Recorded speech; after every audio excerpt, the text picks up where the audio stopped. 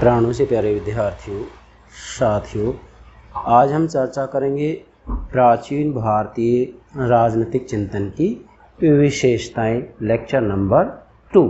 जैसा कि मैंने लिखा है, प्राचीन भारतीय राजनीतिक चिंतन की विशेषताएं, लेक्चर नंबर 2। डियर स्टूडेंट्स, चूँकि अब हम आपको भारतीय राजनीतिक चिंतन समझा रहे हैं और भारतीय राजनीतिक चिंतन में भी हम आपको प्राचीन भारतीय राजनीतिक चिंतन समझा रहे हैं। ऐसी स्थिति में ये जानना जरूरी है क्या कि प्राचीन भारतीय राजनीतिक चिंतन की क्या कुछ विशेषताएं रही हैं। अगर हम इन विशेषताओं की तुलना पश्चिमी चिंतन से करें तो वास्तव में पश्चिमी राजनीतिक चिंतन में ये विशेषताएं नहीं पाई जाती हैं, क्योंकि पश्चिमी राजनीतिक चिंतन के अंतर्गत वास्तव में देखा जाए तो धर्म और राजनीति में समन्वय का अभाव है।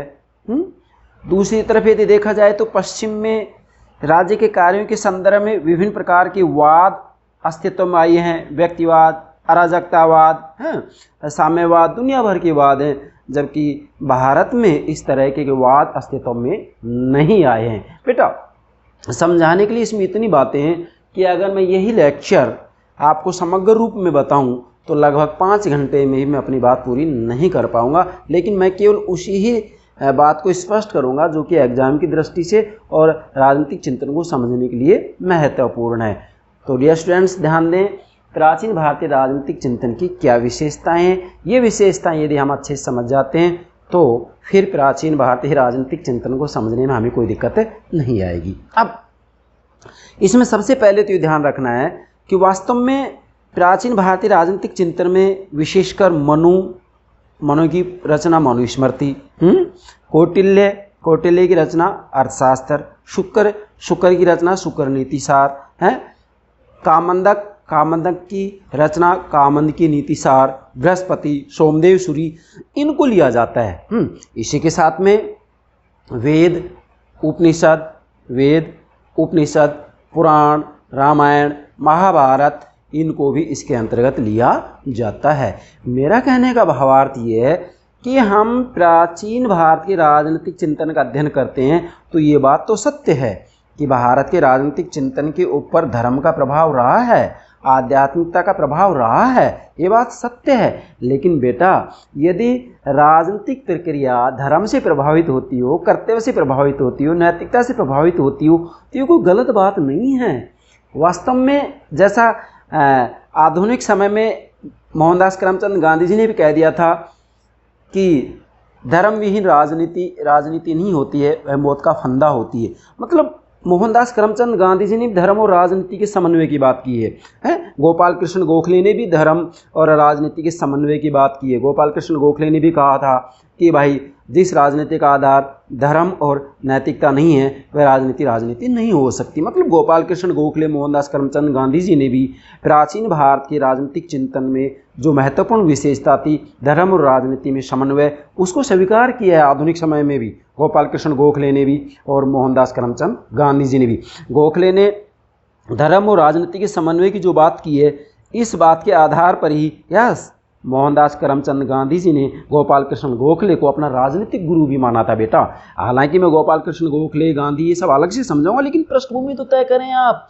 मैं कह रहा हूं कि मनु से लेकर के गांधी जी तक भारत में राजनीतिक चिंतन की एक अनवरत प्रक्रिया बनी रही है और निष्कर्ष ये निकलता है कि जब तक व्यक्ति व्यक्तिगत स्तर पर नैतिक प्राणी नहीं बनेगा तब तक राजनीति में सुधार नहीं हो सकता। जरा देखिएगा, ये बातें पश्चिम वाले नहीं कर सकते हैं। ये भारत तो वास्तविक रूप में वो है जिसने राजनीति के क्षेत्र में दुनिया को बहुत कुछ दिया। उसके बावजूद भी यदि ये कहा जाए कि भारतीयों को राजनीति का ज्ञान नहीं है, भारत में कोई राजनीतिक चिंतन नहीं हुआ है, भारत में कोई श्रेष्ठ राजनीतिक चिंतन की परंपरा नहीं है, ये सब मिथ्या आरोप हैं, गलत हैं। ये हम अच्छे से विश्लेषण नहीं करते हैं, ये हमारी गलती है। भारतीय राजनीतिक चिंतन तो इतना श्रेष्ठ और इतना महान है जिसने पूरी दुनिया को राजनीति का ज्ञान दिया है। चलिए, अब हम बात करेंगे भारतीय राजनीतिक चिंतन की विशेषताएं। किसकी? प्राचीन भारतीय राजनीतिक चिंतन की विशेषताएं। ये विशेषताएं ऐसी विशेषताएं हैं जो कि पश्चिमी राजनीतिक चिंतन की विशेषताओं से अलग हैं। पश्चिम में राजनीतिक चिंतन की विशेषताएं अलग हैं, जबकि भारत में राजनीतिक चिंतन की विशेषताएं अलग हैं। अब समझें बेटा, सबसे पहले मैंने यहाँ लिखा है, देखिएगा बेटा, ये डायग्राम मैंने इसलिए बनाया है जिससे कि आप वास्तव में प्राचीन भारतीय राजनीतिक चिंतन की ज़्यादातर विशेषताओं के इसके आधार पर समझ सकें और पश्चिमी राजनीतिक चिंतन से भी इसकी तुलना कर सकें। ठीक है, सबसे पहले मैंने लिखा है यहाँ, आप चाहें तो पॉइंट्स यहाँ बना सकते हैं, पॉइंट्स नंबर 1, पॉइंट्स नंबर 2, और इसके बाद में इसकी विशेषताएं लेंगे। विशेषताएं मैंने 8 बताइए। इन 8 विशेषताओं के आधार पर आप प्राचीन भारतीय राजनीतिक चिंतन की जो महत्वपूर्ण विशेषताएं उनको अच्छे से समझ सकते हैं। और यदि विशेषताएं आप अच्छे से समझ जाते हो तो प्राचीन भारतीय राजनीतिक चिंतन को समझने में आपको कोई दिक्कत नहीं आएगी। आगे आप मनु को, कौटिल्य को, शुक्र को, मनु की मनुस्मृति को, कौटिल्य के अर्थशास्त्र को, शुक्र को शुक्र नीतिसार को, बृहस्पति, सोमदेव इत्यादि जितने भी विचारक है, मैं कहूँगा कि वेद है, पुराण, उपनिषद, रामायण, महाभारत, इन सबको अच्छे से समझ सकते हैं। पूर्णतः सत्य बात, यदि ये बिंदु आप समझ जाएंगे तो।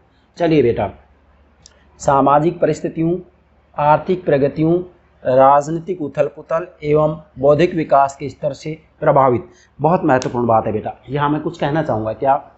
देखो बेटा, चाहे पश्चिमी राजनीतिक चिंतन हो या पूर्वी राजनीतिक चिंतन मीन्स भारतीय राजनीतिक चिंतन, चाहे भारतीय राजनीतिक चिंतन हो या पश्चिमी राजनीतिक चिंतन हो, बेटा वास्तव में उस समय की परिस्थिति विशेष से, उस समय की घटना विशेष से राजनीतिक चिंतन प्रभावित होता है।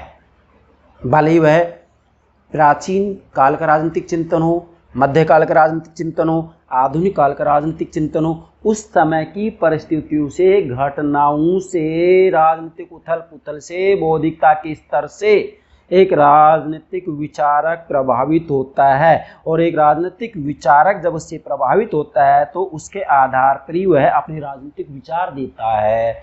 यहाँ प्रश्न बना है, राजनीतिक चिंतन किसे कहते हैं? आपका उत्तर होगा, राज्य संबंधी मौलिक विषयों पर जो चिंतन मनन किया जाता है उसे ही राजनीतिक चिंतन कहा जाता है। सिर्फ पश्चिम में और पूर्व में, मतलब भारत में और पश्चिम में अंतर ये कि पश्चिम में जो राज्य संबंधी मौलिक चिंतन किया गया, राज्य संबंधी विषयों पर जो चिंतन मनन किया गया वो धर्म से प्रभावित नहीं था, जबकि भारत में राज्य संबंधी मौलिक विषयों पर जो चिंतन मनन किया गया वह धर्म से प्रभावित है। ये डिफरेंस है बस। बाकी राजनीतिक चिंतन का अर्थ एक ही होगा दोनों जगह। क्या?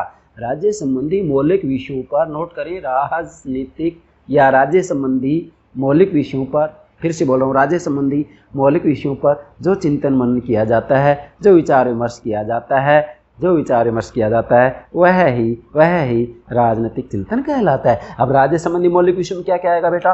राज्य की उत्पत्ति के बारे में बताएंगे, राज्य के कार्य उद्देश्य के बारे में बताएंगे, राज्य के अंग के बारे में बताएंगे, राज्य साध्य है या साधन है इसके बारे में बताएंगे। जैसे राज्य के अंग की बात आती थी, प्राचीन भारत के अंतर्गत राज्य के 7 अंग माने गए हैं। मनु ने भी, कौटिल्य ने भी, शुक्र ने भी राज्य का सप्तांग सिद्धांत दिया है। और आधुनिक यदि दुनिया की बात आती है, आधुनिक समय की बात आती है तो राज्य के 4 तत्व माने गए हैं, जनसंख्या, निश्चित भूभाग, सरकार और संप्रभुता। तो देखो, समय और परिस्थिति के हिसाब से इसमें परिवर्तन होता रहता है। इसलिए भले ही भारत का राजनीतिक चिंतन हो या फिर जो है पश्चिम का राजनीतिक चिंतन हो, और भले ही भारत का प्राचीन राजनीतिक चिंतन हो या भारत का आधुनिक राजनीतिक चिंतन हो, निश्चित रूप में परिस्थिति विशेष से, घटना विशेष से, राजनीतिक उथल पुथल से प्रभावित होता है। आप प्राचीन भारतीय राजनीतिक चिंतन की बात करते हैं तो आप देखिएगा, कौटिल्य ने अपनी पुस्तक अर्थशास्त्र लिखा, तो कौटिल्य के समय में क्या राजनीतिक उथल पुथल हो रहा था? उस समय की सामाजिक परिस्थितियाँ क्या थी? ये थी कि भाई भारत टुकड़ों में बटा हुआ था और कौटिल्य का लक्ष्य था भारत का एकीकरण करना। अब चूंकि उस समय नंद वंश का शासन था और नंद वंश बिल्कुल अत्याचारी थे, धनानंद बिल्कुल अत्याचारी था, तो यहाँ पर कौटिल्य ने प्रतिज्ञा की थी कि मैं जब तक नंदवंश का सफाया नहीं कर दूंगा तब तक चैन की सांस नहीं लूंगा। और उन्होंने नंदवंश का सफाया भी किया और इसीलिए उन्होंने अपनी पुस्तक अर्थशास्त्र लिखी थी। तो घटना विशेष से, परिस्थिति विशेष से, राजनीतिक उथल पुथल से, बौद्धिकता के स्तर से राजनीतिक चिंतन प्रभावित होता है, चाहे वह भारतीय राजनीतिक चिंतन हो या पश्चिमी राजनीतिक चिंतन हो। ये बात दोनों पर लागू होगी। तो आप नोट करें, सामाजिक परिस्थितियां, आर्थिक प्रगतियां, राजनीतिक उथल पुथल, बौद्धिक विकास के स्तर से प्राचीन भारतीय राजनीतिक चिंतन प्रभावित हुआ है। तो नोट करेंगे, विकास के स्तर से प्रभावित हुआ कौन? प्राचीन भारतीय राजनीतिक चिंतन। और न केवल प्राचीन भारतीय राजनीतिक चिंतन बल्कि आधुनिक भारतीय राजनीतिक चिंतन भी परिस्थितियों से, घटनाओं से प्रभावित होगा, क्योंकि आधुनिक राजनीतिक चिंतन की शुरुआत, भारत के आधुनिक राजनीतिक चिंतन की शुरुआत राजा राम मोहन राय से मानी जाती है। राजा राम मोहन राय को आधुनिक भारत का जनक माना जाता है बेटा। तो राजा राम मोहन राय के समय में कितनी सामाजिक कुरीतियां फैली हुई थी, हैं? भारत भी गुलाम था। जरा देखिएगा आप, मतलब सामाजिक कुरीतियां फैली हुई है, सामाजिक अव्यवस्था बनी हुई है, आर्थिक दृष्टि से भी हम कमजोर हैं, किसी राजनीतिक दृष्टि किसी अन्य के अधीन है। तो ये परिस्थितियां थी, इन परिस्थितियों के आधार पर ही उन्होंने अपने विचार दिए हैं। तो आधुनिक मतलब भारत के आधुनिक राजनीतिक चिंतन का आप अध्ययन करेंगे तो यहाँ पर राजा राम मोहन राय से शुरू करेंगे, राजा राम मोहन राय से शुरू करेंगे तो निश्चित उस समय भारत गुलाम था। तो इसके आधार पर विचारकों ने, विद्वानों ने अपने विचार दिए हैं। मतलब एक तरफ वो भारत को आज़ाद करना चाह रहे हैं, दूसरी तरफ समाज व्यवस्था में जो कमी है उनको भी दूर करना चाह रहे हैं। तो ये डेफिनेटली राजनीतिक उथल पुथल और परिस्थितियों से एक राजनीतिक विचार प्रभावित होता है। चलिए, अब यहाँ मैंने दूसरा बिंदु बनाया, पाश्चात्य चिंतन से भिन्न। मतलब देखो बेटा, प्राचीन भारतीय राजनीतिक चिंतन पाश्चात्य राजनीतिक चिंतन से भिन्न है। क्यों भिन्न है? क्योंकि पश्चिमी राजनीतिक चिंतन राज्य के बारे में स्वतंत्र चिंतन करता है, जबकि प्राचीन भारतीय राजनीतिक चिंतन स्वतंत्र रूप में राज्य के बारे में चिंतन नहीं करता है, बल्कि यहाँ सामाजिक, आर्थिक, धार्मिक, राजनीतिक इन सब क्षेत्रों में चिंतन किया गया है। और इन सब को एक तरीके से ऐसे माना गया है कि जैसे व्यक्ति को अच्छे से समझना है तो व्यक्ति के प्रत्येक व्यवहार का अध्ययन करना है। ऐसे ही प्राचीन भारतीय राजनीतिक चिंतकों ने कहा है कि अगर हमको राज्य का अच्छे से अध्ययन करना है, राज्य को अच्छे से समझना है, तो अन्य सभी व्यवस्थाओं को भी अच्छे से समझना है, अन्य सभी व्यवस्थाओं के बारे में भी विचार देना है। तो ये डिफरेंस है। अगला डिफरेंस क्या है कि भारत के अंतर्गत प्राचीन भारत में जो राजनीतिक चिंतन किया गया है उसमें धर्म और राजनीति का समन्वय बन रहा है। मतलब धर्म और राजनीति का समन्वय रहा है, इसका मतलब ये है कि राजनीति का आधार धर्म और नैतिकता को माना गया है। जैसे मैं आपको बताऊंगा, प्राचीन भारत के अंतर्गत आप देखिएगा वेद, पुराण, उपनिषद, रामायण, महाभारत, भले ही ये धार्मिक ग्रंथ हैं, सत्य है, लेकिन इनमें राजनीति की चर्चा भी की गई है। राजनीति की चर्चा भी की गई। धार्मिक दृष्टि से ये मतलब हम कहेंगे कि पूजा पाठ में भी इनका प्रयोग किया जाता है, लेकिन इसके साथ में ये भी सत्य है कि इन ग्रंथों के अंतर्गत राजनीति का उल्लेख भी किया गया है। इसलिए भारत के अंतर्गत, प्राचीन भारत के अंतर्गत ये बात स्पष्ट रूप में कही गई है कि राजनीति का आधार धर्म और नैतिकता होना ही चाहिए। और इसी बात को आधुनिक समय में मोहनदास करमचंद गांधी जी ने भी स्वीकार किया है, गोपाल कृष्ण गोखले ने भी स्वीकार किया है। इसलिए भारत के अंतर्गत धर्म और राजनीति का समन्वय है और यह प्राचीन भारतीय राजनीतिक चिंतन की प्रमुख विशेषता है। नोट करेंगे, ये प्रमुख विशेषता है क्या? धर्म एवं राजनीति का समन्वय। जैसा कि पहला बिंदु मैंने लिखा है, राजनीतिक सिद्धांत धर्म के अभिन्न अंग, ये प्राचीन भारतीय राजनीतिक चिंतन की सबसे प्रमुख और महत्वपूर्ण विशेषता है। चाहे तो ये बिंदु लिख लेंगे या धर्म एवं राजनीति का समन्वय, ये बिंदु लिख सकते हैं आप, दोनों बात एक ही है। जबकि पश्चिमी राजनीतिक चिंतन के अंतर्गत धर्म एवं राजनीति में समन्वय की बात नहीं की गई। जैसे पश्चिम की बात करेंगे तो आधुनिक राजनीतिक चिंतन के जनक पश्चिम में मैकियावली को माना जाता है, इटली के हैं। और मैकियावली ने अपनी पुस्तक द प्रिंस में स्पष्ट रूप में कह दिया है कि राजनीति का आधार धर्म और नैतिकता नहीं होना चाहिए। जैसे कि स्वयं मैकियावली कह रहे हैं कि राजा को तो राज्य की चिंता करनी चाहिए, साधन तो सदैव आदरणीय समझे जाएंगे। मतलब यहाँ मैकियावली राजा को निर्देश दे रहा है कि आपका लक्ष्य है राज्य की सुरक्षा करना, और राज्य की सुरक्षा करने के लिए आप नैतिक, अनैतिक, जो मर्जी आए उन साधनों का प्रयोग कर सकते हैं। जबकि हमारे भारत के अंतर्गत ये बात नहीं की गई है। हमारे भारत में तो ये कहा गया है, प्राचीन भारत में भी और आधुनिक भारत में भी, कि राजनीतिक आधार धर्म और नैतिकता होना चाहिए। गांधी जी ने स्पष्ट रूप में कह दिया है साध्य और साधन दोनों पवित्र होने चाहिए। गोखले ने भी कहा है साध्य और साधन दोनों पवित्र होने चाहिए। जबकि मैकियावली इटली क्या कह रहे हैं, आप अपना साध्य चुन लो, साधन पवित्र है, पवित्र नैतिक, अनैतिक, न्याय, अन्यायी जो भी है सब चलेगा। जरा समझना बेटा इसको। मैकियावली पश्चिमी राजनीतिक विचार के, इटली की है मैकियावली, उन्होंने साफ कह दिया कि राजनीतिक आधार धर्म और नैतिकता नहीं हो सकता। अब हम इसकी विशेषताओं को लेंगे। 8 विशेषताएं। नंबर 1, राजनीतिक सिद्धांत धर्म के अभिन्न अंग। बेटा, प्राचीन भारतीय राजनीतिक चिंतन की सबसे पहली और प्रमुख और महत्वपूर्ण जो विशेषता है वह यही है कि धर्म एवं राजनीति का समन्वय। मतलब प्राचीन भारत के अंतर्गत राजनीतिक सिद्धांत धर्म के अभिन्न अंग है। मतलब प्राचीन भारत में जितने भी राजनीतिक सिद्धांत दिए गए हैं उनको धर्म से अलग नहीं माना गया है। वो एक अलग बात रही है कि परिस्थिति के हिसाब से कभी धर्म पर राज्य हावी हुआ है, कभी राज्य पर धर्म हावी हुआ है, परंतु ये सत्य है कि धर्म और राजनीति को एक दूसरे से अलग नहीं माना गया। साफ कह दिया गया है कि राजनीतिक आधार धर्म और नैतिकता होना ही चाहिए, और ये बात हम भी आज भी कह रहे हैं कि राजनीतिक आधार नैतिकता होना चाहिए, होना चाहिए, होना चाहिए। अब आगे मैंने लिखा है राजनीति और धर्म पृथक नहीं। प्राचीन भारतीय राजनीतिक चिंतन के अंतर्गत ज्यादातर विचार को स्पष्ट रूप में बात कही है, जैसा कि मनु ने भी कहा है, शुक्र ने भी कहा है, वेद, उपनिषद, पुराण, रामायण, इन सब के अंतर्गत इसकी चर्चा की गई है क्या कि राजनीति और धर्म पृथक नहीं है। मतलब राजनीति और धर्म एक दूसरे से अलग नहीं हो सकते।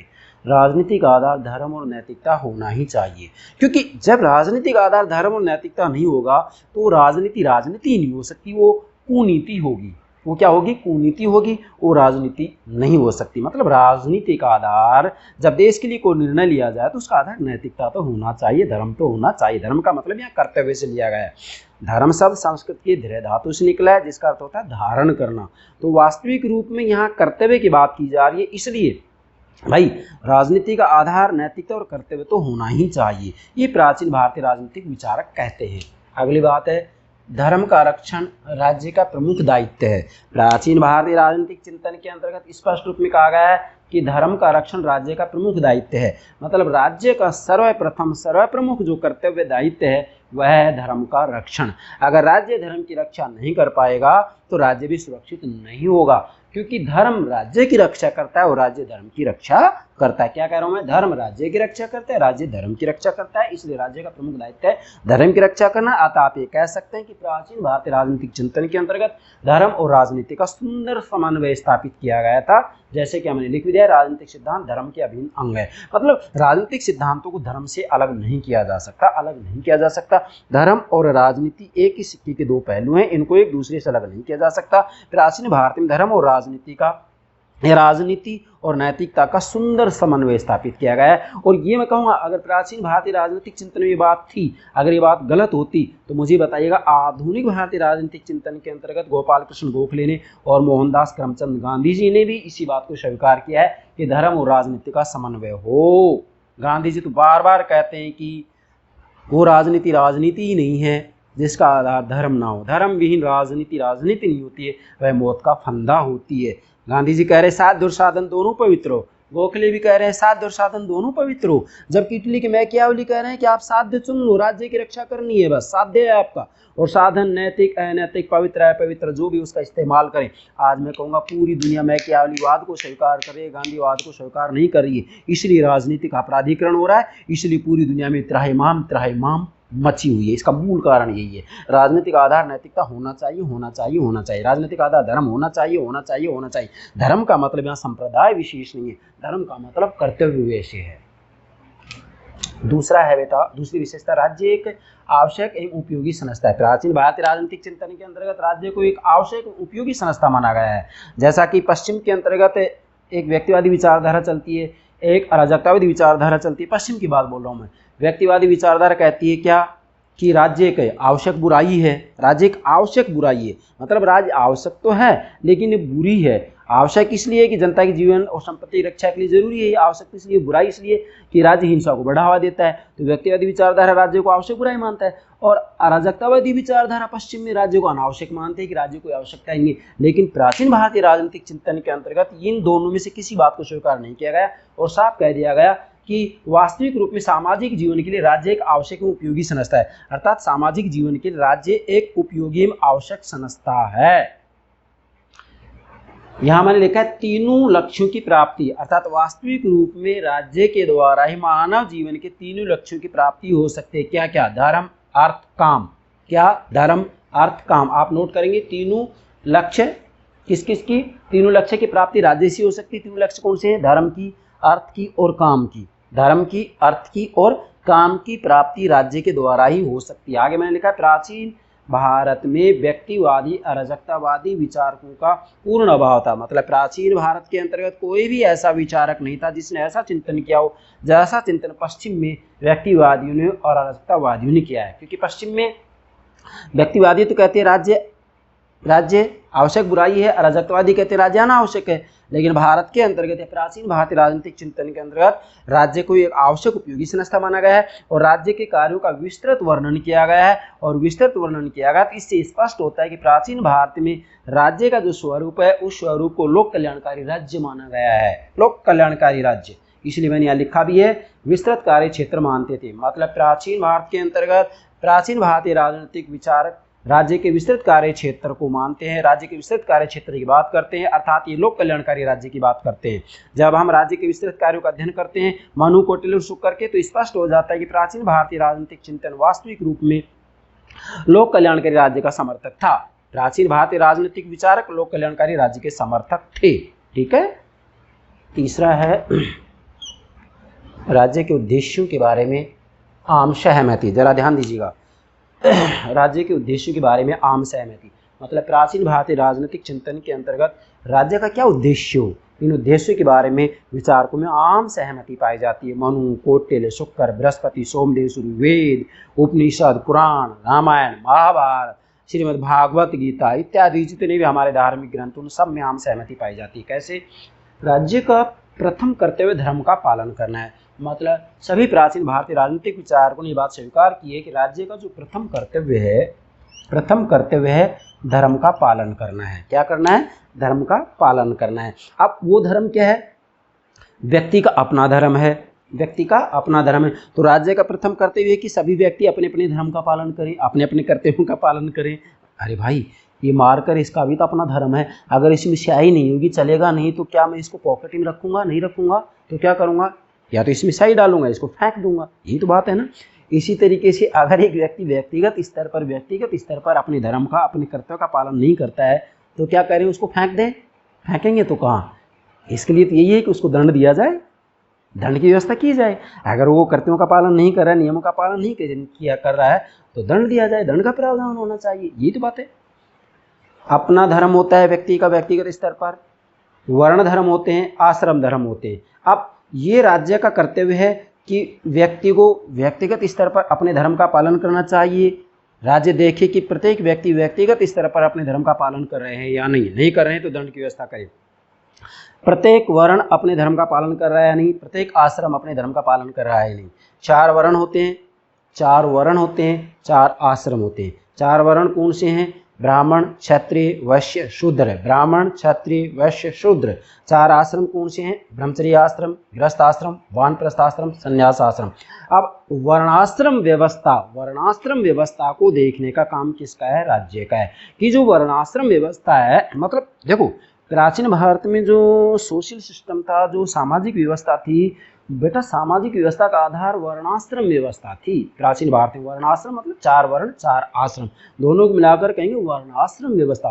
तो प्राचीन भारत में समाज व्यवस्था का आधार वर्णाश्रम व्यवस्था थी और वर्णाश्रम व्यवस्था ठीक तरीके से संचालित हो रही या नहीं ये देखने का काम किसका होता है? राज्य का होता है। ये प्राचीन भारतीय राजनीतिक चिंतन में कहा गया है। आगे, राजा प्रजा के प्रति पिता तुल्य व्यवहार करे। प्राचीन भारतीय राजनीतिक चिंतन के अंतर्गत सभी विचारकों ने, भले मनु, कौटिल्य, शुक्र हो, बृहस्पति हो, सोमदेव, सूरि हो, जो भी दुनिया भर के हैं, राजा प्रजा के प्रति पिता तुल्य व्यवहार करे। अर्थात सभी प्राचीन भारतीय राजनीतिक विचारकों ने स्पष्ट रूप में कहा है, क्या कहा है? कि राजा प्रजा के प्रति पिता तुल्य व्यवहार करे। जैसे एक पिता अपने पुत्र के साथ व्यवहार करता है, पुत्र पर कोई कष्ट आता है तो वह स्वयं दुखी हो जाता है, पुत्र के हित अहित का पिता ध्यान रखता है, वैसे ही पूरे देश का, पूरे राज्य का ध्यान राजा पिता के समान रखे। पूरी प्रजा राजा की संतान है और अगर प्रजा के ऊपर कोई कष्ट आता है तो राजा ये माने ये मेरा कष्ट है। इसलिए प्राचीन भारत में साफ कह दिया गया, राजा प्रजा के प्रति पिता तुल्य व्यवहार करे। क्या? राजा प्रजा के प्रति पिता तुल्य व्यवहार करे। फिर से बोल रहा हूँ, राजा प्रजा के प्रति पिता तुल्य व्यवहार करे। क्या? राजा प्रजा के प्रति पिता तुल्य व्यवहार करे। राजा प्रजा के प्रति पिता तुल्य व्यवहार करे। जरा देखिएगा, जब हम रामायण का अध्ययन करते हैं तो रामायण के अंतर्गत साफ लिखा गया है, भगवान श्री राम जी मैले कपड़े पहन करके रात्रि में अपने नगर में घूमा करते थे, इसलिए कि कोई दुखी तो नहीं है, जनता के उनके बारे में क्या विचार हैं। और बेटा जब जनता दुखी होती थी तो राजा बड़ा दुखी होता था। आज के राजाओं को इसे सीखना चाहिए। अगर जनता दुखी है तो वो जनता दुखी नहीं है, बल्कि वो स्वयं राजा दुखी होना चाहिए। वो राजा की संतान है, प्रजा राजा की संतान है, इसलिए राजाओं को हमेशा जनता को अपनी संतान मानना चाहिए। ये प्राचीन भारतीय राजनीतिक चिंतन का सर्वश्रेष्ठ चिंतन है। चौथा है विशेषता, राज्य या राजा, राज्य को सर्वोपरि संस्थान। ध्यान दें, राज्य को सर्वोपरि स्थान। प्राचीन भारतीय राजनीतिक चिंतन के अंतर्गत राज्य को सर्वोपरि स्थान दिया गया है। मैंने यहाँ लिखा है राज्य और राजा। इसका मतलब ये कि जैसे कौटिल्य ने राजा और राज्य का पर्यायवाची शब्द में प्रयोग किया है। राज्य और राजा में प्राचीन भारत के अंतर्गत अंतर नहीं माना जाता था, इसलिए मैंने यहाँ राज्य भी लिखा है, राजा भी लिखा है। तो राज्य को सर्वोपरि स्थान मतलब प्राचीन भारतीय राजनीतिक चिंतन के अंतर्गत राज्य को सर्वोच्च संस्था माना गया है, राजा को सर्वोपरि माना गया है, राजा को सर्वोपरि माना गया है। इसलिए जब राज्य का सप्तांग सिद्धांत का अध्ययन करते हैं तो सबसे पहले स्वामी का उल्लेख आता है। स्वामी अमात्य पूर्य राष्ट्र, क्या स्वामी अमात्य पूर्य राष्ट्र कोष है। इसके बाद में जो है दंड या सेना और मित्र का उल्लेख किया जाता है। 7 अंग हो गए नहीं, तो प्रथम स्थान किसको दिया गया है? स्वामी मतलब राजा को ही दिया गया है, इसलिए राजा को प्रथम स्थान दिया गया है।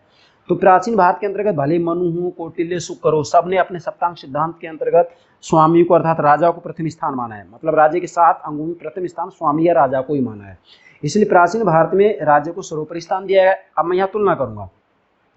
अरस्तु ने भी अपनी पुस्तक पॉलिटिक्स के अंतर्गत राज्य को प्रथम स्थान दिया है। जैसा कि अरस्तु ने कहा है कि राज्य समुदायों का समुदाय है, राज्य एक सर्वोपरि संस्था है, राज्य एक सर्वोच्च संस्था है। तो अरस्तु ने यह बात भारत से ही ली है, पूर्णतः सत्य है ये बात। चलिए, राजपद को दैवीय माना, मतलब प्राचीन भारत के अंतर्गत राजपद को दैवीय माना और राजा में दैवीय गुणों का समावेश किया है। क्या मतलब है इसका? कि प्राचीन भारत के अंतर्गत राजपद को दैवीय माना। इसका मतलब ये है कि प्राचीन भारत के अंतर्गत, जैसा कि मनु ने अपनी मनुस्मृति में भी कहा है, शुक्र ने भी अपने शुक्र नीतिसार में कहा है कि प्राचीन भारत के अंतर्गत क्या था कि चारों तरफ जब अव्यवस्था फैलने लगी, शक्तिशाली मनुष्य दुर्बल मनुष्यों को सताने लगे, तो ऐसी स्थिति में जो शक्तिहीन लोग थे, दुर्बल लोग थे, वो परेशान हो गए, त्राहिमाम त्राहिमाम पुकारने लगे और उन्होंने ब्रह्मा जी से प्रार्थना की, ब्रह्मा जी, ईश्वर, भगवान, विधाता हमारी रक्षा कीजिएगा, रक्षा कीजिएगा। ऐसी स्थिति में फिर राजा की नियुक्ति की गई, राजा की स्थापना की गई कि भी राजा इनकी रक्षा करे। तो मतलब जब जनता परेशान हो रही थी, तो जनता के परेशानियों को दूर करने के लिए राजपद की स्थापना की गई। तो ये ईश्वर के द्वारा की गई, इसलिए हम ये कहेंगे प्राचीन भारत के अंतर्गत विशेषकर राज्य की उत्पत्ति के बारे में दैवीय सिद्धांत को ही स्वीकार किया जाता है। हालांकि सिद्धांत और भी बहुत है जिनको कि किसी न किसी रूप में स्वीकार किया जाता है। जैसे कौटिल्य ने दैवीय सिद्धांत की बात नहीं की है, बल्कि समझौतावादी अनुमत सिद्धांत की बात की कौटिल्य ने अपनी पुस्तक अर्थशास्त्र में। ये जब हम मनु, कौटिल्य, शुक्र पढ़ाएंगे तब एक एक करके बता दिया जाएगा। तो दैवीय माना और राजा में दैवीय गुणों का समावेश किया। मतलब वास्तविक रूप प्राचीन भारत के अंतर्गत ये बात सत्य है, राजपद को दैवीय माना है, लेकिन दैवीय मानते हुए भी राजा को निरंकुश नहीं माना है, क्योंकि राजा के ऊपर धर्म का प्रतिबंध है। राजा के ऊपर धर्म का प्रतिबंध है और धर्म के प्रतिबंध से बड़ा कोई प्रतिबंध नहीं हो सकता। ये प्रतिबंध ये है कि राजा में दैवीय गुणों का समावेश, अर्थात यहाँ मनु ने भी, कौटिल्य ने भी, शुक्र ने भी, प्राचीन भारत के राजनीतिक विचारकों ने स्पष्ट रूप में कह दिया कि राजा में 8 देवताओं के गुण होंगे, जैसे सूर्य, चंद्रमा, वायु, यम, कुबेर, इंद्र, है ना।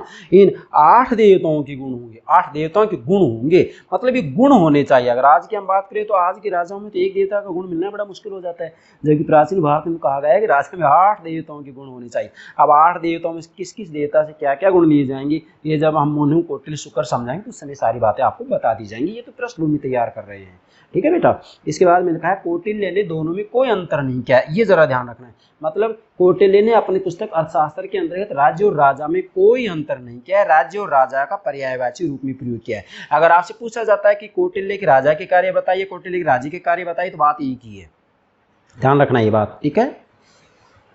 अब यहाँ एक विद्वान है कालिदास। कालिदास क्या कह रहे हैं कि राज्य को सर्वोपरि स्थान दिया गया है। इसके बारे में कह रहे हैं विश्व के प्रशासन का जुआ स्वयं सृष्टिकर्ता ने राजा के कंधों पर रखा है। जरा ध्यान दें, यहाँ विश्व के प्रशासन का जुआ स्वयं सृष्टिकर्ता ने, सृष्टिकर्ता मतलब ईश्वर ने, राजा के कंधों पर रखा है। मतलब यहाँ विश्व के प्रशासन का जुआ, विश्व के प्रशासन का सारा भार, सारा वजन, सारी जिम्मेदारी, सारा उत्तरदायित्व स्वयं सृष्टिकर्ता ने राजा के कंधों पर रखा है। मतलब राजा के कंधों के ऊपर सारा भार, सारा उत्तरदायित्व, सारी जिम्मेदारी रखी है। कौन कह रहे हैं? कालिदास। इसका मतलब ये कि राजा को सर्वोपरि स्थान दिया है।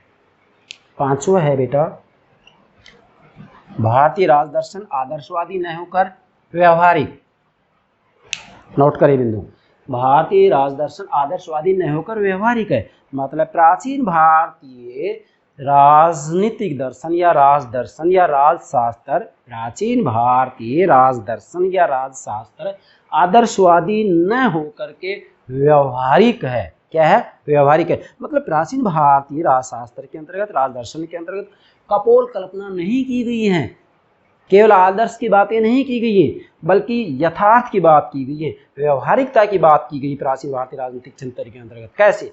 जैसे पश्चिम में हम देखते हैं, पाश्चात्य पश्चिम में प्लेटो की पुस्तक रिपब्लिक और टॉमस मूर की पुस्तक यूटोपिया, यूटोपिया का हिंदी अर्थ होता है कल्पना लो, और रिपब्लिक का हिंदी अर्थ होता है आदर्श नगर राज्य व्यवस्था, आदर्श नगर राज्य व्यवस्था। ये प्लेटो की विश्व प्रसिद्ध पुस्तक है रिपब्लिक, और ये टॉमस मूर की विश्व प्रसिद्ध पुस्तक है यूटोपिया, यूटोपिया का हिंदी अर्थ होता है कल्पना लो, कल्पना लो। इन दोनों किताबों के अंतर्गत वास्तविक रूप में राज्य के बारे में कपोल कल्पना की गई है, आदर्श की बात की गई है। जैसे मैं एक उदाहरण दे रहा हूँ, प्लेटो अपनी पुस्तक रिपब्लिक में लिखा है कि राजनीति में केवल वही लोग भाग ले सकते हैं जो लोग विवाह नहीं करेंगे और संपत्ति का त्याग करेंगे। लेकिन आज तक कहीं ये कानून बना नहीं बना है, तो कल्पना की है। इसी प्रकार से यूटोपिया, मतलब टॉमस मूर की जो यूटोपिया है, इसके अंतर्गत भी जो कल्पना की गई, ऐसी कल्पना की गई कि भाई महिलाओं का अलग निवास होगा, पुरुषों का अलग निवास होगा, मतलब एक तरीके से पृथक पृथक निवास की बात कर रहा है, जो कि संभव नहीं हो सकती। इसलिए हम कह सकते हैं कि पश्चिम के अंतर्गत जो है राज दर्शन के अंतर्गत काल्पनिक बातें की गई हैं, आदर्शवाद की ज़्यादा बातें की गई हैं, जबकि वास्तविक रूप में ऐसे ग्रंथ भारत में नहीं है। मतलब भारत के अंतर्गत इस तरह की कल्पना लोक की बातें नहीं की गई है। भले ही आप कौटिल्य का अर्थशास्त्र का अच्छे से अध्ययन कीजिएगा, कौटिल्य का अर्थशास्त्र तो मैं ये कहूँगा आदर्श और यथार्थ का सुंदर समन्वय है। पूरी दुनिया में ऐसा ग्रंथ नहीं मिल सकता आपको। आदर्श और यथार्थ का सुंदर समन्वय जैसा कौटिल्य के अर्थशास्त्र में, वैसा पूरी दुनिया में किसी ग्रंथ के अंतर्गत आपको नहीं मिलेगा। बशर्ते कि आप कौटिल्य का अर्थशास्त्र का स्वयं अध्ययन करेंगे। अब मैंने तो सामने अध्ययन के इस आधार पर बता रहा हूँ आपको मैं। चलिए, अब एक विद्वान है ए.के. सेन। ए.के. सेन क्या करे, बड़ी महत्वपूर्ण बात बताई इन्होंने। हिंदू राजनीतिक चिंतन, देखो प्राचीन भारतीय राजनीतिक चिंतन को हिंदू राजनीतिक चिंतन के नाम से भी संबोधित किया जाता है, हिंदू राजनीतिक चिंतन के नाम से भी संबोधित किया जाता है, या हिंदू राजशास्त्र भी कहा जाता है। हिंदू राजनीतिक चिंतन उत्कृष्ट वास्तविकता से भरा पड़ा है। मतलब जो हिंदू राजनीतिक चिंतन है या जो हिंदू राजशास्त्र है, वह उत्कृष्ट वास्तविकता से भरा पड़ा है, और कुछ राजनीतिक अपवादों को छोड़ करके भारतीय राजनीतिक विचारों का संबंध राज्य के सिद्धांत और दर्शन से उतना नहीं है जितना राज्य की स्थूल समस्याओं से। मतलब भारत का जो प्राचीन भारत का राजनीतिक चिंतन है, वह सिद्धांत और दर्शन से उतना संबंधित नहीं है जितना राज्य की स्थूल समस्याओं से, जितना राज्य की वास्तविक समस्याओं से। मतलब प्राचीन भारतीय राजनीतिक चिंतन वास्तविक रूप में राज्य की वास्तविक समस्याओं से संबंध रखता है, दर्शन से और सिद्धांत से इतना संबंध नहीं रखता है। जबकि पश्चिम का राजनीतिक चिंतन, जैसे कि प्लेटो और टॉमस मूर की पुस्तक आप देख सकते हैं, इनमें कल्पना की बात की गई है, दर्शन की बात की गई, सिद्धांत की बात की गई है, राज्य की स्थूल समस्याओं की बात नहीं की गई है, राज्य की वास्तविक समस्याओं की बात नहीं की गई है, कपोल कल्पना की बात की गई है। छठा है दंड नीति का महत्व। प्राचीन भारतीय राजनीतिक चिंतन के अंतर्गत वास्तविक रूप में दंड नीति को बहुत ज़्यादा महत्व दिया गया है। प्राचीन भारतीय राजनीतिक चिंतन के अंतर्गत 4 विद्याओं की चर्चा की जाती है। मैं इन चारों विद्याओं को जब मनु कौटिल्य शुक्र समझाऊंगा तो अलग से इसका अर्थ ही बताया जाएगा, लेकिन यहाँ इसका अर्थ बताने की ज़्यादा आवश्यकता नहीं है। जैसे पहली विद्या है आनविच की त्रयी वार्ता दंड नीति, आनविच की त्रयी वार्ता दंड नीति। बेटा वास्तविक रूप में इन चारों विद्याओं में दंड नीति को प्रथम स्थान दिया गया है कि अगर दंड नीति नहीं होगी तो ये तीनों विद्याएं भी सुरक्षित नहीं रह सकती। कौन कौन सी? आनविच की त्रयी और वार्ता, ये 3 विद्याएं दंड नीति पर ही निर्भर करती हैं। ठीक है, तो प्राचीन भारत में दंड नीति का महत्व बहुत ज्यादा था, और वास्तविक रूप में दंड नीति को ही एक प्रकार से राजशास्त्र माना जाता था। प्राचीन भारत के अंतर्गत राजशास्त्र को, राजदर्शन को दंड नीति भी कहा जाता था। जैसे प्राचीन भारत के अंतर्गत आसुरी प्रवृत्तियों के लोगों को दबाने के लिए, भाई ये तो निश्चित है कि सृष्टि का प्रारंभ हुआ तभी से मनुष्य स्वभाव से स्वार्थी भी रहे तो परोपकारी भी रहे। मानव स्वभाव में दैवी प्रवृत्तियां पाई जाती है तो आसुरी प्रवृत्तियां ही पाई जाती हैं। मानव स्वभाव से अच्छा भी होता है तो बुरा भी होता है। तो असामाजिक तत्व तो प्रारंभ से ही रहे हैं, अच्छे लोग भी रहे, बुरे लोग भी रहे। तो प्राचीन भारत में क्या था कि जब आसुरी प्रवृत्ति के जो लोग होते थे, उन आसुरी प्रवृत्तियों के लोगों को, उन राक्षसी प्रवृत्ति के लोगों को, उन असामाजिक तत्वों से परिपूर्ण लोगों को दबाने के लिए, डराने के लिए, धमकाने के लिए दंड का प्रयोग निहायत जरूरी है। इसलिए प्राचीन भारत के अंतर्गत दंड नीति का महत्वपूर्ण स्थान था, दंड नीति का महत्वपूर्ण स्थान था। जैसा कि मनु ने कहा है दंड ही शासक है, नोट करें, मनु स्पष्ट रूप में कहते हैं दंड ही शासक है, शासक होना दंड है, क्योंकि वही बात है, भय बिन प्रीत नहीं होती, भय बिन प्रीति नहीं। रामायण में ये बात लिखी गई है कि जब तक भय नहीं होगा तब तक प्यार भी नहीं हो सकता, इसलिए जब तक दंड की व्यवस्था नहीं होगी तब तक शासन विस्थापित नहीं हो सकता, इसलिए दंड ही शासक है, दंड ही शासक है। तो राज्य को चलाने के लिए, राज्य के संचालन के लिए, प्रशासन के संचालन के लिए दंड का होना अति आवश्यक है। प्राचीन भारत में ये बात कही गई तो आज ये बात नहीं मानी जाती है कि आज ये बात मानी जाती है। इसके बारे में कौटिल्य ने अपनी पुस्तक अर्थशास्त्र में इसे सर्वाधिक महत्व दिया है, अर्थात कौटिल्य ने अपनी पुस्तक अर्थशास्त्र में 15 अधिकरण है, मनु की मनुस्मृति में 12 अध्याय हैं। कौटिल्य ने अपनी पुस्तक अर्थशास्त्र में इसे मतलब दंड नीति को सर्वाधिक महत्व दिया है, मतलब कौटिल्य ने दंड नीति को मनु से भी ज्यादा महत्व दिया है। कौटिल्य ने स्पष्ट रूप में कह दिया कि वह राज्य सर्वश्रेष्ठ राज्य होगा जिस राज्य में रात्रि में भी जनता अपने घर के दरवाजे खोल करके सोए, मतलब चोर डकैती का कोई डर ना हो। ऐसी व्यवस्था हो, ऐसी व्यवस्था तभी हो सकती है जबकि वहाँ पर दंड की व्यवस्था निष्पक्ष होगी। अगर दंड की व्यवस्था निष्पक्ष है तो फिर किसी भी रूप में किसी की हिम्मत नहीं होगी कि किसी का सामान चुरा लिया जाए। और कौटिल्य तो कह रहे वो राज्य सर्वश्रेष्ठ है जिसमें रात्रि में जनता अपने घर के ताले खोल करके सोई। आज के राज्य की बात की जाती है तो आज तो बैंक में सुरंग बना करके चोरी कर ली जाती है, ATM मशीनों को उठा करके ले जाया जाता है, सरेआम गोलियां चलती है। तो क्या है दंड व्यवस्था, जरा सीखेगा कौटिल्य से, यहाँ सीखना है हमें प्राचीन भारतीय राजनीतिक चिंतन से। आज की राजनीति को प्राचीन भारतीय राजनीतिक चिंतन से बातें सीखनी है कि उस समय ये लोग ऐसा कहते थे और आज सब कुछ होते हुए भी फिर भय व्याप्त चारों तरफ, ऐसा क्यों, गलत बात। 7वां है विचारों की अपेक्षा संस्थाओं पर विशेष ध्यान। प्राचीन भारतीय राजनीतिक चिंतन की 7वीं विशेषता है कि विचारों की अपेक्षा संस्थाओं पर विशेष ध्यान, मतलब प्राचीन भारतीय राजनीतिक चिंतन के अंतर्गत विचारों को इतना महत्व नहीं दिया गया जबकि संस्थाओं पर विशेष ध्यान दिया गया, संस्थाओं की स्थापना पर विशेष ध्यान दिया गया, क्योंकि विचारों की अभिव्यक्ति संस्थाओं में ही तो होती है, इसलिए संस्थाओं पर विशेष ध्यान दिया गया प्राचीन भारतीय राजनीतिक चिंतन के अंतर्गत। कैसे, अध्ययन का केंद्र राजनीतिक संस्थाओं को बनाया, मतलब प्राचीन भारतीय राजनीतिक विचारकों ने अपने राजनीतिक चिंतन के अंतर्गत अध्ययन का केंद्र, सेंटर पॉइंट राजनीतिक संस्थाओं को, क्या राजनीतिक संस्थाओं को बनाया।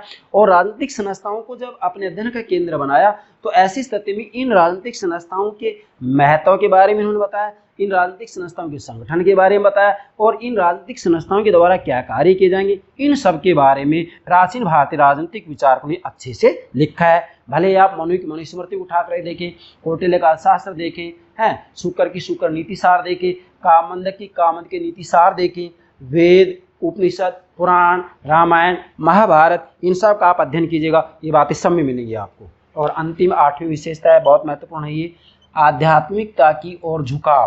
प्राचीन भारतीय राजनीतिक चिंतन का जो झुकाव रहा है तो आध्यात्मिकता की तरफ रहा है। मतलब प्राचीन, देखो पश्चिम वालों ने इसी आधार पर तो कह दिया कि भारत के अंतर्गत राजनीतिक चिंतन हुआ ही कहाँ है, क्यों, क्योंकि भारत का राजनीतिक चिंतन तो धर्म से प्रभावित है, आध्यात्मिकता से प्रभावित है, आध्यात्मिकता से प्रभावित है। भारत के लोग तो अंधविश्वासी रहे हैं तो ये लोग कहाँ राजनीतिक चिंतन कर सकते हैं। लेकिन हम पश्चिम वालों से कह रहे हैं कि वो राजनीति ही नहीं हो सकती जिसका आधार धर्म और नैतिकता ना हो। आज आप देख सकते हैं पश्चिमी के राजनीतिक चिंतन का अनुकरण करने के कारण ही पूरी दुनिया में त्राहिमाम मचा हुआ है, पूरी दुनिया में अशांति फैली हुई है। अगर भारत के राजनीतिक चिंतन को स्वीकार कर लिया जाए तो पूरी दुनिया में पूर्णतः शांति स्थापित हो सकती है, इसमें कोई संदेह नहीं है, संदेह के लिए जगह ही नहीं हो सकती। पूर्णतः सत्य है, सत्य है, सत्य है, ये शाश्वत सत्य है, शाश्वत सत्य है, शाश्वत सत्य है। क्या कि राजनीति का आधार धर्म और नैतिकता होना चाहिए, होना चाहिए, होना चाहिए।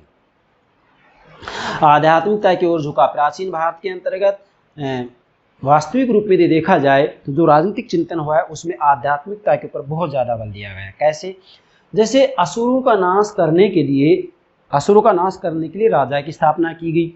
ये तो सत्य है कि प्राचीन भारत में राज्य की उत्पत्ति के बारे में विशेषकर दैवी सिद्धांत की बात की जाती है, दैवी सिद्धांत की बात की जाती है। हालांकि संविदा सिद्धांत भी आता है, शक्ति सिद्धांत भी आता है और भी सिद्धांत आते हैं, लेकिन विशेषकर खासकर यदि विशेषता की बात आती है तो असुरों का नाश करने के लिए राजा की स्थापना की। क्योंकि प्राचीन भारत के अंतर्गत क्या होता था कि जब भी कोई धार्मिक अनुष्ठान यज्ञ आदि किए जाते थे, तो जो असुर लोग होते थे, जो असामाजिक तत्व होते थे, जो स्वार्थी प्रवृत्ति के लोग होते थे, जो राक्षसी प्रवृत्ति के लोग होते थे, जिनका जो स्वभाव ही होता है कि साधारण लोगों को परेशान करना, तो प्राचीन भारत में क्या था कि असुरों का नाश करने के लिए राजा की स्थापना की गई। और ये राजा की स्थापना इसलिए की गई कि जो धार्मिक अनुष्ठान होते हैं, उन धार्मिक अनुष्ठानों में, यज्ञ में, ये जो असुर होते हैं, जो राक्षस होते हैं, जो असामाजिक तत्व वाले लोग होते हैं, जो असामाजिक तत्व होता है, वो क्या करता है कि धार्मिक अनुष्ठान यज्ञ में विघ्न पहुंचाते थे। और जब ये उसमें विघ्न पहुंचाते थे तो इस विघ्न को रोकने के लिए राजा की स्थापना की। अब राजा की स्थापना की गई किसके लिए? धार्मिक अनुष्ठान और यज्ञ में विघ्न न डालें। इसलिए प्राचीन भारत में वास्तविक रूप में राजनीतिक चिंतन का झुकाव आध्यात्मिकता की तरफ रहा है, क्योंकि यहाँ धार्मिक अनुष्ठान और यज्ञ में विघ्न नहीं डालने ये असुर, ये राक्षस, ये राक्षसी प्रवृत्ति के लोग, ये असामाजिक तत्व, ये सामाजिक कंटक धार्मिक अनुष्ठान में, यज्ञ में विघ्न न डालें, इसलिए राजपद की स्थापना की गई। अब राजपद की स्थापना इसलिए की गई कि धार्मिक अनुष्ठान में, यज्ञ में विघ्न ना पहुंचे, विघ्न ना डाले, इसलिए प्राचीन भारतीय राजनीतिक चिंतन का झुकाव आध्यात्मिकता की ओर रहा है। तो नोट करें आप, आध्यात्मिकता की ओर झुकाव, मतलब प्राचीन भारतीय राजनीतिक चिंतन का जो मुख्य झुकाव रहा है वह आध्यात्मिकता की ओर रहा है। इसलिए मैंने आपको पहले ही बता दिया है कि प्राचीन भारतीय राजनीतिक चिंतन की सबसे प्रमुख, सबसे महत्वपूर्ण विशेषता है धर्म एवं राजनीति का समन्वय, या राजनीतिक सिद्धांत धर्म के अभिन्न अंग हैं। मतलब प्राचीन भारतीय राजनीतिक चिंतन की सबसे महत्वपूर्ण यदि कोई विशेषता है तो वो यही है कि राजनीति से धर्म को अलग नहीं किया जा सकता, राजनीति से नैतिकता को अलग नहीं किया जा सकता, राजनीति से कर्तव्यों को अलग नहीं किया जा सकता। तो मुझे पूरा विश्वास है आप प्राचीन भारतीय राजनीतिक चिंतन की विशेषताओं को अच्छे से समझ गए होंगे। यस बेटा, okay, thank you very much, thank you very much.